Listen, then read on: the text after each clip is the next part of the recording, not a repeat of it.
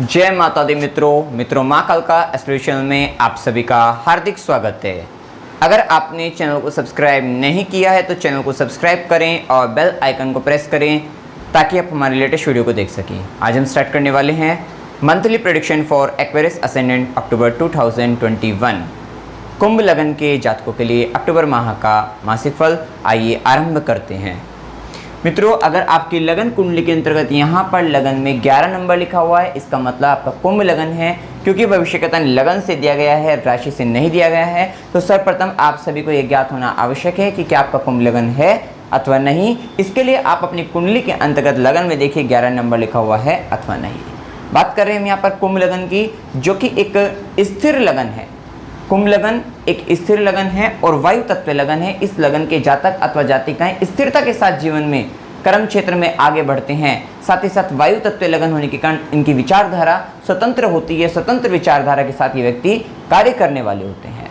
साथ ही ऐसे व्यक्तियों को शनि से प्रभावित रहते हैं। कर्मठता व्यक्ति में बनी रहती है। कर्मों के प्रति जो है लाभ लेने की तीव्र इच्छा ऐसे व्यक्ति में सदा बनी रहती है। ऐसे व्यक्ति स्मार्ट वर्क ज़्यादा करना पसंद करते हैं। हार्ड वर्क के मुकाबले स्मार्ट वर्क करना ज़्यादा पसंद करते हैं। ये स्थिति ऐसे व्यक्तियों की पाई जाती है। साथ ही लगन ही कुंभ लगन है, जो कि अमृत से बढ़े हुए घड़े के समान है। मतलब कहीं ना कहीं इस लगन के जातक अथवा जातिकों को ये लगन तभी प्राप्त होता है जब व्यक्ति के पुण्य का जो है उदय होता है। और पुण्य की प्राप्ति के कारण जो है मतलब व्यक्ति जीवन में लाभ लेने के लिए ही आते हैं, ऐसा हम यहाँ पर कह सकते हैं। अब हम बात कर रहे हैं अक्टूबर माह की, तो सर्वप्रथम लग्नेश की स्थिति को हम देखते हैं। तो लग्नेश शनिदेव बनते हैं, जो कि द्वादशीश भी हैं और द्वादश भाव के अंतर्गत शनिदेव बैठे हैं, जो कि शनिदेव वक्रीय अवस्था में चल रहे हैं। लेकिन 11 अक्टूबर से शनिदेव मार्गी अवस्था में गुरु के साथ जो है गोचर करने वाले हैं। लग्नेश अपनी 12वें घर के अंतर्गत हैं, तो ये तो बात है कि आपको जो है किसी भी तरीके के गलत कार्यों से बचे रहना है, जो कि हम हमेशा आपको बता रहे हैं। साथ ही ऐसे व्यक्ति को जो विदेश में हैं, जन्म स्थान से दूर हैं, वही अधिक लाभ प्राप्त करते हुए नजर आएंगे। अन्यथा वहाँ पर जो है जीवन में समस्याएं ज़्यादा नजर आती हुई दिखाई देती हैं। व्यक्ति एकांतवास की ओर जा सकता है। व्यक्ति में के जीवन में बंधन जैसी स्थिति बन सकती है। उसका हॉस्पिटल वगैरह से संबंध आ सकता है, ये स्थिति पता लगती है। साथ ही यहाँ पर एक बात का और इशारा होता है कि थोड़ा सा अपनी स्वास्थ्य को लेकर भी आपको सावधान अभी भी रहने की आवश्यकता है। आपको मांसपेशियों से संबंधित समस्या, जॉइंट से रिलेटेड प्रॉब्लम होने की भी संभावनाएं बनती है। थोड़ा सा यहाँ पर आपको सावधान रहने की परम आवश्यकता रहेगी। इसी के साथ देखिए शनि का प्रभाव देश विदेश से तो हम बता ही रहे हैं, जन्म स्थान से दूर आपको लाभ देने वाला रहेगा। साथ ही साथ देखिए शनि का काम है कर्म के कारक हैं, 12वें घर के अंतर्गत गए हैं। सेवा से जुड़े हुए कार्य करते रहिए। सेवा से जुड़े हुए अगर आप कार्य कर रहे हैं, परोपकार से जुड़े हुए, परमार्थ से जुड़े हुए अगर आप कार्य कर रहे हैं, तो यहाँ आपके लिए अच्छा रहेगा। और अगर आप ध्यान लगाते हैं तो वो आपके लिए बहुत अच्छा रहेगा। मेडिटेशन करते हैं तो आपके लिए अच्छा रहने वाला है। देखिए यहीं पर शनिदेव तीसरी दृष्टि जो कि द्वितीय भाव पर डालेंगे, तो धन संचित नहीं होने देंगे।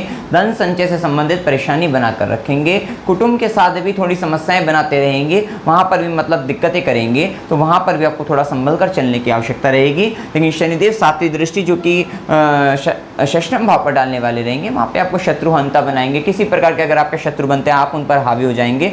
उनको मतलब दमन करने का जो है उनका साहस आप जो है रखते हैं, ये स्थिति रहेगी। और थोड़ा कर्ज अगर आपके ऊपर चढ़ा हुआ है तो बहुत स्लो तरीके से उतरता हुआ नजर आएगा, बड़ा धीरे धीरे उतरता हुआ नजर आएगा, ये स्थिति यहाँ पर पता लगती है। इसी के साथ शनिदेव 10वीं दृष्टि जो कि आपके नवम भाव पर पड़ेगी। थोड़ा सा अपने आप आपके कर्म जो है अपने गुरु के प्रति आप कर्म करते रहिए। अपने पिता के लिए आपकी जिम्मेदारियां बढ़ती हुई नजर आएगी, ये स्थिति यहाँ पर पता लगती है। साथ ही साथ आपको अगर हायर एजुकेशन कर रहे हैं, वहाँ पर आपकी जिम्मेदारी, आपकी मेहनत जो है बढ़ती हुई नजर आएगी, ये स्थिति यहाँ पर कह सकते हैं। थोड़ा सा भाग्य को लेकर व्यक्ति जो है थोड़ा मतलब यहाँ पर शनिदेव कहते हैं कि व्यक्ति को बहुत अधिक मेहनत कराते हैं जो है, और थोड़ा भाग्य का साथ व्यक्ति को कम मिल पाता है। ये कह सकते हैं कि व्यक्ति की बहुत अधिक मेहनत होती है, जिसके कारण उसको ऐसा लगता है कि मुझे उतना प्राप्त नहीं हो जितनी मेहनत करी है। यहाँ पर ये स्थिति पता लगती है। लेकिन कहीं ना कहीं शनिदेव देर से ही सही, व्यक्ति जो चाहता है अगर सही तरीके से कर्म कर रहा है तो उसका लाभ अवश्य आपको प्रदान करने वाले रहेंगे।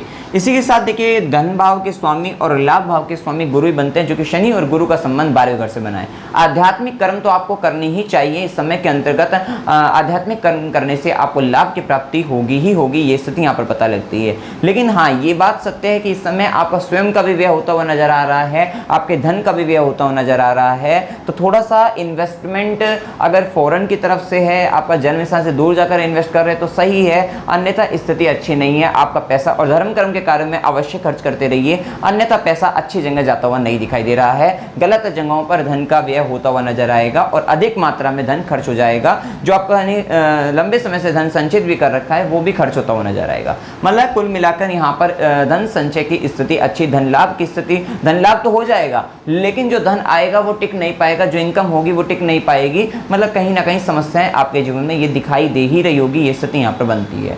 साथ ही देखिए गुरु यहाँ पर बैठकर पांचवी दृष्टि जो राहु पर डालने वाले इस समय के अंतर गुरु 18 अक्टूबर से मार्गी अवस्था में हो जाएंगे, जिसका सीधा प्रभाव आपके जो राहु जो आपके चतुर्थ भाव मन के ऊपर बैठा हुआ है, आपको यहाँ पर बैठा राहु आपको भूमि भवन वाहन से संबंधित आपकी बहुत अधिक इच्छाओं को भी जागृत कर सकता है, आपके मन में भ्रम भी उत्पन्न कर सकता है, साथ ही साथ आपको धोखा भी दिला सकता है और आपके द्वारा भी धोखा किसी अन्य व्यक्ति को दिया जा सकता है, क्योंकि आपके मन में भी भ्रम और छल ये सब स्थितियां आपके मन में भी चल रही होगी, या फिर किसी भी तरीके से आपसे ये राहु गलत कार्य भी करा सकता है। लगने से भी 12वें घर में चल रहा है, राहु चतुर्थ भाव में आपके मन में बैठा हुआ है, थोड़ा सावधान रहने की आपको आवश्यकता है। वैसे अब गुरु की जो दृष्टि पड़ रही है वो इस राहु पर नियंत्रण बनाए रखेगी, अर्थात जो सलाह दी गई है उस पर आप जो है मतलब उस पर आप कार्य करेंगे, मतलब कहीं ना कहीं उसको आप मानेंगे और मानने से आपको लाभ यही रहेगा कि आप किसी भी तरीके के गलत कार्यों में नहीं फंसेंगे। ये स्थिति यहाँ पर पता लगती है।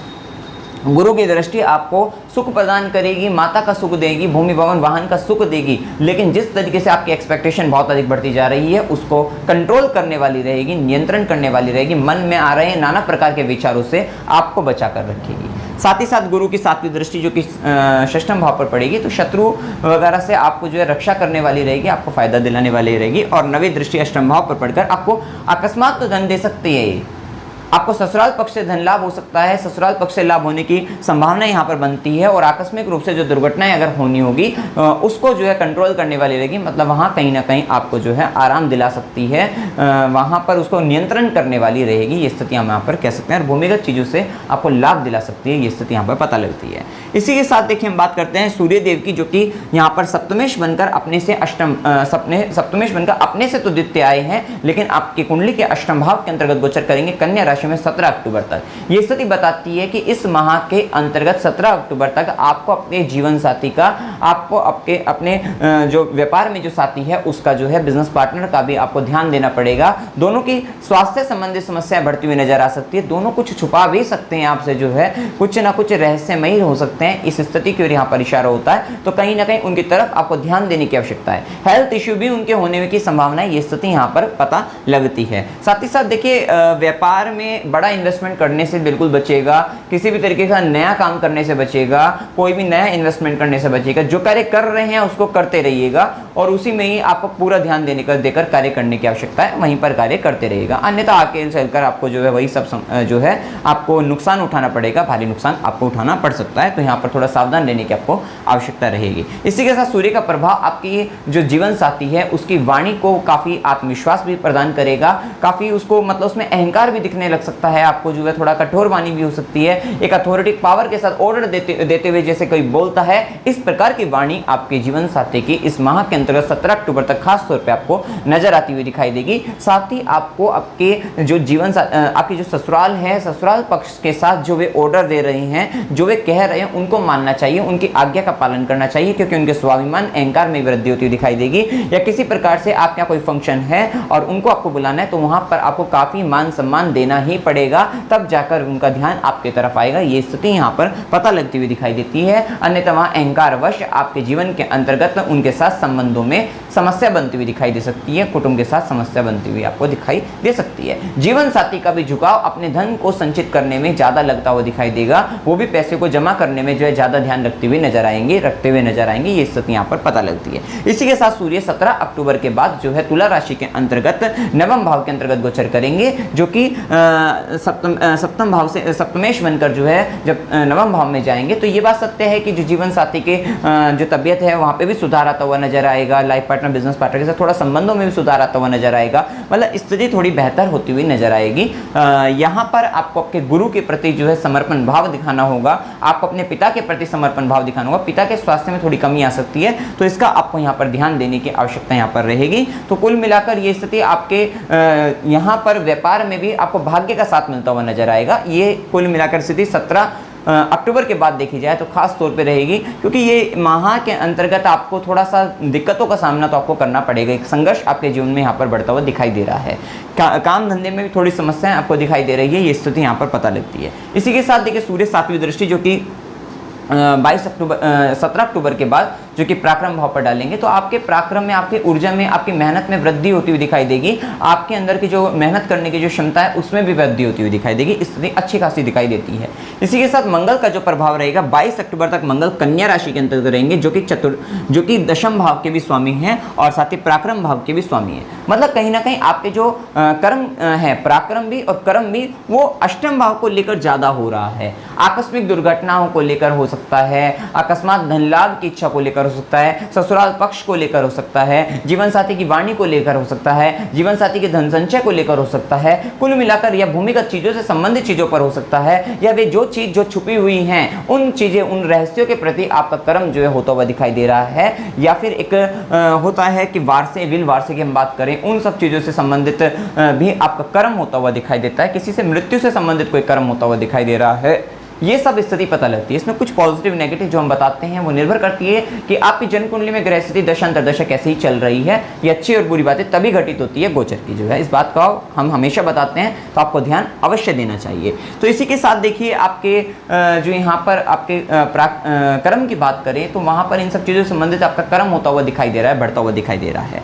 तो यहाँ पर देखिए थोड़ा सा ये रहेगा, आपको काम धंधे में भी समस्याएं आती दिखाई दे रहेगी। वैसे तो यहाँ पर शुक्र का जो प्रभाव रहेगा पूरे माह आपके दशम भाव के ऊपर रहेगा, तो आप अगर स्त्री पक्ष के साथ कुछ कार्य करें, जुड़कर कार्य करें तो वहाँ पर लाभ की स्थिति रहेगी। या आपके कार्य क्षेत्र में कोई स्त्री है, वहाँ से आपको लाभ प्राप्त हो सकता है और सुंदर वस्तुओं से आपको लाभ प्राप्त हो सकता है, ब्यूटी प्रोडक्ट से रिलेटेड, टेक्सटाइल से रिलेटेड, मतलब इन सब चीज़ों से संबंधित, साज सज्जा की सामग्री से संबंधित कोई भी कार्य, भौतिक सुखों से संबंधित कोई कार्य है, वहाँ पर आपको लाभ प्राप्त होता दिखाई देगा।